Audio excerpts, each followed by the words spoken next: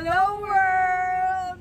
So another day, Another place. and we're here at Coibito's World of Gelato.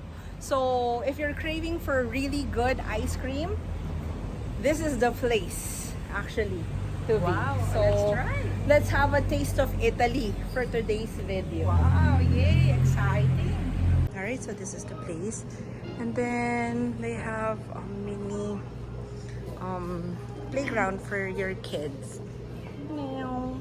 And sis, yung Cookie Monster. Cookie Monster. I think yun yung bubble gum, no?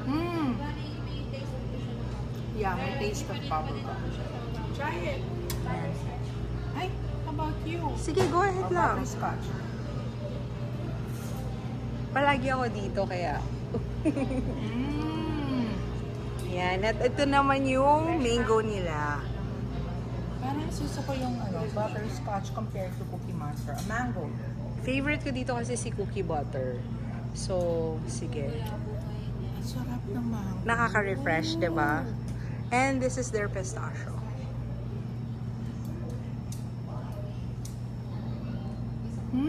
Okay then. Mango tsaka pistachio, masarap. And then this Tasted one. Alright, so sis, this is mango, salted caramel, and pistachio. Yay! Enjoy your world of gelato for today. Yay! I'll start with pistachio. Okay, go ahead.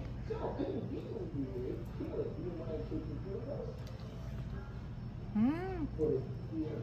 Yummy. And then the mango. Ano lasa niya? Yung lasa ng pistachio, ramdam mo yung nutty taste of pistachio. It's creamy but not too Not too sweet. Not too sweet. This one, mango. Refreshing, no? Yeah, kasi you can feel yung freshness of the mango, that it's really fresh mangoes that they used. And it's creamy and not also that sweet compared to the other gelatos I've tried. And this one is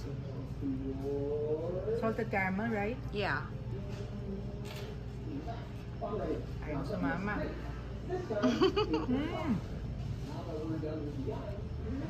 Salted caramel is really for people with sweet tooth, Like me. like us. So sis, yun nga, ang paborito ko kasi dito is yung cookie butter. So wala yung cookie butter. So sige, I'll just na, you taste try the salted caramel for the you sake like it. of having comparison. A sweet tooth yan. Okay. Okay lang. Nako, gusto ko talagang tikman yung cookie butter mo. Now we have to go back. Like, it means we have to The go back pistachio. because it's like their cookie butter kasi is Biscoff. Oh, kaya masarap. Yun yung sinasabi kong refreshing. Oo. Yung mango nila. Mango talaga. Mangga talaga. Yes. Tapos You can yung feel it talaga yung freshness ng mango, no? pistachio is also one of my favorites here kasi Yung nuttiness, yung nutty flavor niya, ramdam mo. yun. Yun. Ang galing. Mga pala sis, bakit mga pala napili kanina for our first resto to vlog is yung Ronamar restaurant. Oh. Why Ronamar restaurant? Because when you said bulalo, you were craving for bulalo, authentic bulalo.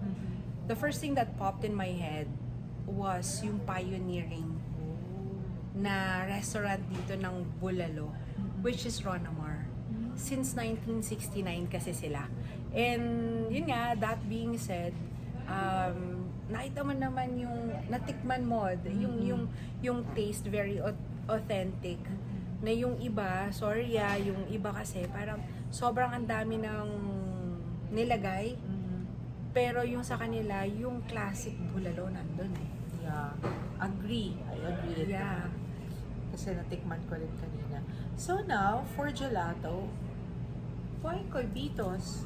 Oh, Coibitos sis, because when I tasted the Biscoff cookie butter, I was just alone here, and like nawala talaga yung mga iniisip ko. It was like comfort dessert, I would say. So, yeah, really a piece and a taste of Italy dito sa Koy Bitos. Dito sa SMDC. Sayang. So why Malaya? Malaya Adventures because I'm reminded of the verse yung sa John 8:36, for if the sun sets you free, you will be free indeed. Oh, parang meron din ako yun sa Tagalog version. And it says, kaya kung ang anak magpapalaya sa inyo, talagang magiging malaya. Oh, dun pala nanggaling yun. Yes. So parang gusto ko yung gantong content or ano is just usapang malaya lang. Like no ifs, no buts, no filters, and really just showing yung mga, I would say, hindi masyadong napupuntahan ng mga spots na really cheap but like authentic, na hindi na napupuntahan ng mga tao kasi hindi sila overrated. So actually I would say underrated in such a way na hindi nga napupuntahan. Now we just want to remind the people that this is the character ng Tagaytay. Itong mga places na to. Yun. Sila yung pillar eh. So, I wanna go back to those restaurants, to those experiences, to those families na na nagbibigay ng who Tagaytay is. And yung flavors ng Tagaytay. Gusto ko silang ibalik doon. So, that's why I took you there at Rona Mars today. Nice, great. And we enjoyed it. Are you having kapeng barako? It's like coffee. Because it's coffee.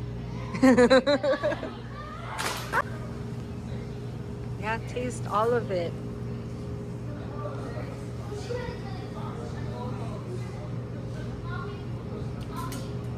All right. Welcome to Koy Bitos, the world of gelato. Sarah. So excited. Right, go, go, go. Oh, I hope they have it for tonight. Look, they have a play place.